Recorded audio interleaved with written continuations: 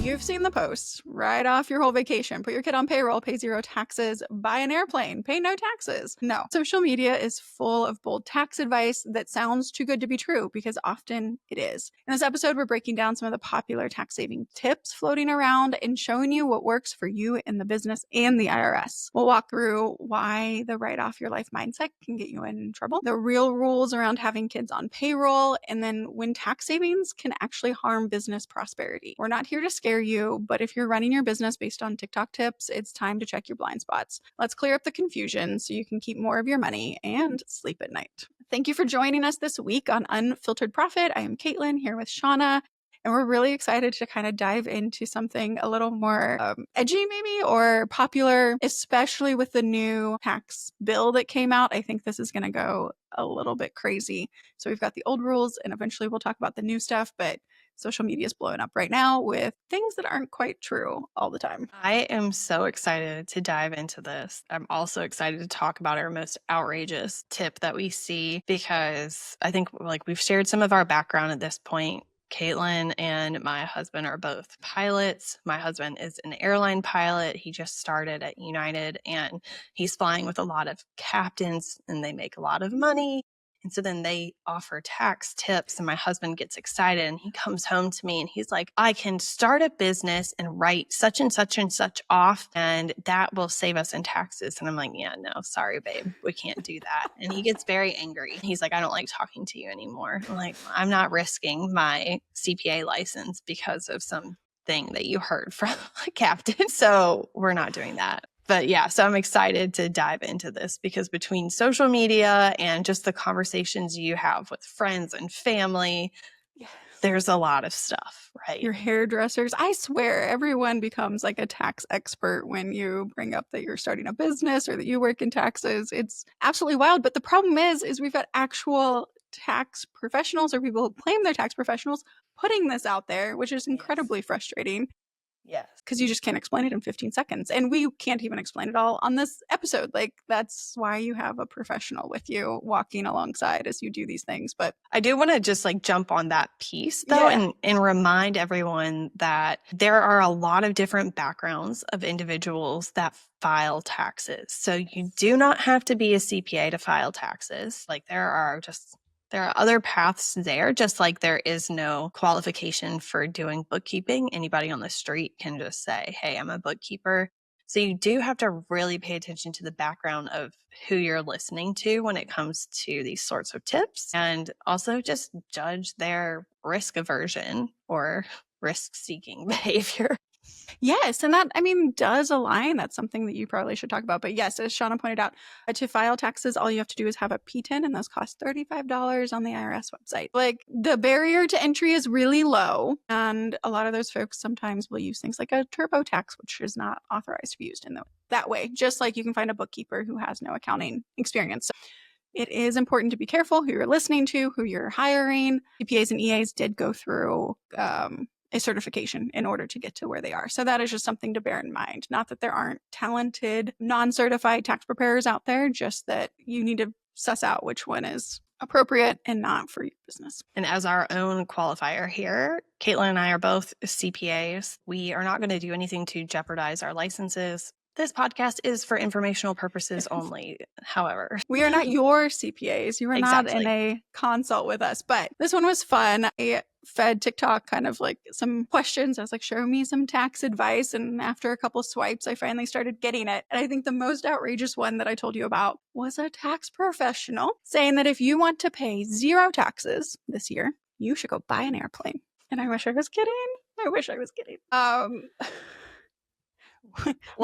I'm just going to dive into that one. Please do. So anybody that's first of all, we're talking to business owners that have a very high net profit in this outrageous example. But he's like, go buy an airplane. All right. So an airplane is an asset. So unless we can fully depreciate it to the point of taking that full depreciation expense in the current year, you don't even wipe out that net profit. And I know that's a little bit more of a higher level accounting topic that I'm throwing at you business owners. But all you need to know from that is even if you were in that situation, you couldn't necessarily wipe out all of your net income by buying an airplane. And then we have the ongoing cost of maintaining an airplane that you probably don't even know how to fly. Now you've got to hire a pilot and you've got to do the maintenance and all these things that come with it. Airplanes are incredibly expensive, even when they're cheap. But yeah, as someone married to a pilot, like, we don't own an airplane. And I mean, my flights would be free from him. I don't have to pay him to fly us, but like the gas, the storage, the hangar fees, it's not cheap at all by any means. And so that part alone, I was just like, you've got to be kidding me. So you have to go take a loan, right? Because if your business is making $700,000, like, you're used to living a certain lifestyle. So we're not draining the bank accounts to go buy this airplane. You're taking out a loan. Fine, whatever. But the first part of the tax code for deducting anything for business is it ordinary and necessary? And there's not a whole lot of businesses I can think of where it is ordinary and necessary to need an airplane. Or even if you tried this, like, how are you defending it when the IRS knocks on your door and is like, hey, you do plumbing locally? Why did you need an airplane? Even if you were like, well, I fly to 2 conferences a year, so you need this airplane, that would not be necessary. No. And just kind of like a car, if our business use is so low, they're just going to come and reclassify it as taxable income to you and be like, cool, that's a personal benefit. Congrats. Pay taxes on it. And that's, I mean, for those who are like, but the CEOs, I worked at a big company. The CEOs who took the company plane to Hawaii for vacation actually had to pay taxes on that. We had to impute income. We had to say, hey, that was taxable income. Congrats. You owe taxes on it. They made enough money. They didn't care. They wanted the private airplane. Fine. But it was not just like sitting there for them to jet around on. If it wasn't going to like a rail site where there was an accident or they had to go inspect something, it was likely imputed income. And I think that's such a good point, because people sit there and they go, well, these CEOs don't pay any taxes. And it's like, well, if they've really gotten down to the point where they're not paying any taxes, they are invoking some really good tax strategies that take cash to implement. And so just keep that in mind. Exactly. So speaking of, like, it takes cash to do this. So it takes cash to buy the airplane, or it took a loan, whatever the case may be. Travel is often such a big topic when we talk about deducting it. Go fly first class, stay in the nice suite at the hotel, get the limo to take you, find the private driver, eat at the Michelin star restaurants. That's deductible. You're on business travel. You went to the conference. But there's a reality to that. Yeah. And that reality is that cash that you pay to a Michelin star restaurant is cash that you can't take home in your pocket. And I know for me, and I'm sure for you as business owners, we're like, I could go to that conference, or that is a distribution I could have, like, it is an expense I could write off and sure, there's tax savings and it's legitimate. But would I rather just have that cash in my pocket at the end of the day? You have to think about that. You really do. Like, we're booking whenever this airs, but Sean and I are meeting up and I'm flying out and I'm still looking at credit card points like, hey, could that pay for this? Because again, I'd rather have the cash out of the business to fund, the garage door opener that broke. These are great, I'd say, for those like really high profitability, but the majority of small businesses is putting food on the table. And so when these tax tips come out, these social media things that get you riled up and feeling like you're left out, one, it's probably not aimed at you. And two, if it is, you still have to weigh, does that make sense for what you're trying to do? Yes. And that is for across all things that are legitimate business expenses. And so we've talked about those in other episodes. Let's talk about some not so legitimate business expenses that get just thrown around on the interwebs. It's so fun out there. None of this is the part where I'm like, gosh, it was easier to be a tax person in 2010 because none of this existed. You were paying Deloitte for like the top of the top tax strategy. It's hilarious. So deducting your family vacation, that is one I will see time in and time out, especially if you have hired your children into the business, because now they're employees, right? So it's not a family vacation. It is a business retreat. Ordinary and necessary, part one. Part two, if the kids are not employed by you, then you as the owner, if you are traveling to a conference and your family is accompanying you, awesome, your stuff's deducted. Theirs is not. Yep. And that's fine. And again, if you ever worked at corporate, you probably saw that. You went on a business thing. You looked at the cost and you're like, oh, well, it's like $300 to take my spouse with me. I'll pay that airline ticket and they can come stay with me. That's kosher. That's fine. But we're not going to Walt Disney World for 7 days and writing the whole thing off. Right. Like, it's just, it's not happening. There has to be a business purpose. There has to be business that takes place. Yes, you can like couch your weekend, or you can do business on Friday and Monday and like deduct the in between for you, for the employee of the business, the owner of the business. But that is, I think, one of the most popular ones. And then, of course, if you throw in, well, fly private on your family vacation and stay in the nice hotels, it's all deductible. You just kind of start shaking your head a little bit. You're like, okay, it's sure. But the IRS is going to ask questions. And exactly. Do you want to set yourself up with that red flag for the IRS to come audit you? I mean, that's the biggest thing at the end of the day is like the average person does not want the IRS contacting them. And so if you don't want the IRS contacting you, then you need to like play within the gray lines that exist in the tax code. And these are like not gray. These are veering off on the edge of just black. Right. And what I love is our clients who do ask us. I've had one who said, hey, there's a branding photographer, but she only she works out of state. I'd have to travel to her. What is deductible? Awesome. All of it. Yep. Go. Book the flight, book the hotel, everything you do with that branding photographer, like that's deductible because it's a business intent and purposes. And I'm happy to walk you through how that works. If she'd been like, I want to take all of my kids with me, I would have been like, well, now let's talk. And so that's just, it's the key. It's having somebody to talk to and staying within the realm of you can defend it. And if you truly honestly believe that you should be able to deduct this and you want to put it on your tax return and you have all the documentation in the world, you better have a good lawyer who's ready to go and fight for you with the IRS. And you have that right. You have that right to go and challenge the IRS. But if we can pull the court cases that said you would lose time and time again, I wouldn't recommend taking that path. Yep. And having spoken to some tax attorneys, they don't want to take on cases where people have just blatantly broken the rules. They want to take on cases where they thought they were in the right and the IRS is pushing back. And those are very different. So getting some tax attorney that's just willing to be like, yeah, that really shouldn't have happened, but you know what? I'll go fight it for you. Mm-hmm. That's not going to be so easy. No, and they exist, and I've been grateful to learn from some of them. One of them, fringe benefits was her thing that she would constantly challenge the IRS on. And what she loved to say is if the IRS couldn't have it, then the companies couldn't deduct it. But she went toe to toe with the IRS, I think, on bagels once. The bagel deduction for this company for breakfast or whatever was really irking the IRS. And so she challenged them. I believe she won. But I mean, these are big companies. And so that's the other benefit is we can look at what the big companies are doing and they've paid for. And if they lost, you're going to lose. You're not going to find an attorney better than these guys did to challenge this. Clothing deduction. We hear about it all the time. That is one that both through court cases feels very decided, and one that I could also still see maybe someday changing. But for now, I'd say anyone says it is decided, it's done. It's just not something you can deduct on a normal basis. There's very few exceptions. Yep. And I know people all the time that are like, oh, just go get your logo printed on it and then you can deduct it, right? Go buy your Lululemon and then put your logo on it. No. And it doesn't matter, if you're well, I needed clothes for this photo shoot. I needed clothes for podcasting. I needed clothes for whatever. To me, the biggest thing is okay, well, let's think about employees, right? If you're a normal W-2 that goes to work, there is absolutely no tax benefit for you. You don't get any tax deduction for buying your wardrobe, but you're expected to wear clothes. Very few professions allow you to show up naked.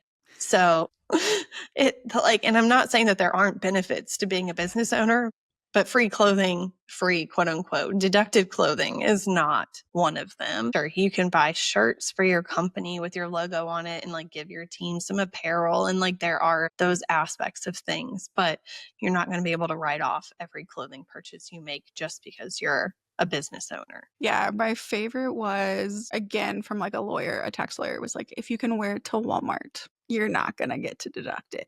If you can wear it to Walmart and not look wildly out of place, you're not deducting it. And so that's what I've always usually fallen back on is if you can go and wear that on your day-to-day, it doesn't work. They will tell you. I mean, I've seen the social media posts where it's if you put your logo on the inside pocket of this $4,000 suit, it's deductible. And you're okay, not because you can wear a suit anywhere and you look just fine and in place. And so that one's funny. I mean, news anchors have lost this attempt at deducting clothing. And you're talking about a profession that actually says hey, you have to show up in certain clothes, and they still couldn't defend it. And so those are, when you look back, you're well, it's not worth it. It's not worth the paperwork. It's not worth the headache. It's not worth the interest and penalties and additional taxes that you're going to pay if you ever got audited on it. Okay, let's talk about the home office deduction, because I think that's another place where everyone is like, okay, well, I'm just going to start paying my mortgage out of the business and like all of these expenses. Let's talk about how that actually is supposed to work. Yeah, and it works differently depending on the type of business you are, right? So we'll just kind of stick to maybe a sole proprietorship where we have like the home office deduction on your actual tax return. And the biggest is that it's exclusively and regularly used for business. And so when we talk exclusivity, we talk like you're not doing anything else in that room, in that space. You're not watching TV, you're not eating dinner. Like that is solely your place to work, and that you are regularly doing that. So like if I set up, you guys can see we both have home offices. And if we set these up and then like always worked at the coffee shop or always worked at our kitchen table, it's not deductible. But it is one of my favorite that you get to take your interest, like pieces of your interest, your taxes, your utilities, your internet bill, like all of that is funding your business in today's world where you work from home. But we have to still, again, color within the lines a little bit there on what we do. If you have home cleaners and they clean your office, great.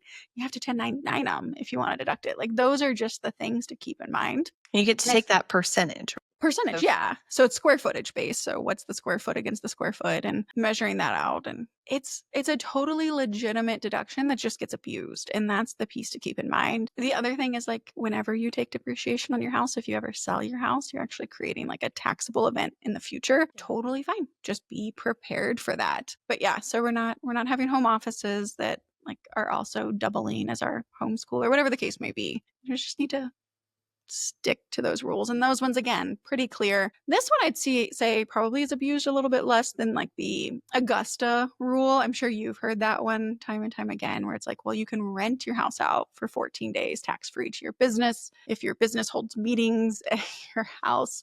And you can't do both. Like you can't take all of the deductions twice. But also, who as a sole proprietor are you having meetings with at your house? I don't want anyone visiting my house. That's why I work on the... That's why Seanna's meeting me outside of her house when I come down. She's not renting it to the business for us to have like a planning meeting. And that's just important to keep in mind. I'd say that one's probably abused more than anything right now is the Augusta. Now, if you live in a cool place, I mean, I live in Omaha. If I wanted to like rent my house out for Berkshire days and I hightailed it out of here, great, totally fine. But like, just because I talked to Seanna that day doesn't mean my house got rented out for a business meeting. Yeah. Again, there's paperwork, even if you were to like properly elect those types of things, like there's paperwork involved in it to make sure you do it legitimately. Yes, and the legitimacy, hiring your kids, that's the other one that I think one was used a lot more by farmers and by brick and mortar places where your kids could come in and clean, and you could totally make them do that at 5, 6, 7 without issue. Like, come sweep the floors and I'll pay you some cash. Yeah. Shauna grew up with a home business. Like that is so easy. But like with our businesses today, I mean, I've got a 10-year-old and I still not trusting her on our social media. Like there's nothing I can actually have her do. I don't get paperwork to shred. I don't have stuff to like put into envelopes and mail. It's just not a legitimate deduction for what we do today. And my license is worth more than that deduction. Yes. And I will just say that I think I see that the most when people are like, oh, well, my kid was a model for my social media posts, right? Like that's where the biggest one that pops up in the social media tax strategist world is like, well, just post some pictures of your kids and then you can pay them from the business for being a model for that. And it's like, I think maybe one of the rules of thumb is like, if you wouldn't actually hire somebody else to like do that, right? Like in our business, we're not going to go hire someone else to like be in the background, like B-roll kind of stuff on social media. Like your kids are not that's not a legitimate job for them just because you use their likeness on social media. Yeah. Without a doubt. And if you're going to do it, then it has to be at least like comparable to rates you would pay somebody else. So we can't just like look at the standard deduction of $15,000 and be like, oh, they appeared in 1 hour of work, $15,000 of pay. Like it's just, it all goes back to like what you would do in a free market or what you would do without the kids. And it's interesting because you've got the influencer world who have the kids on media all the time, but then you have states having to come in and be like, you have to set aside money for your kids. You have to put it. So it just makes me wonder if they're not doing it, the ones who are like legitimately making money off of those kids, can you really get away with it if the IRS asked you to pony up all the documentation? Yeah. I love it. This is fun to go into these. And I'm sure over time, as we get I mean, we see ridiculous stuff all the time.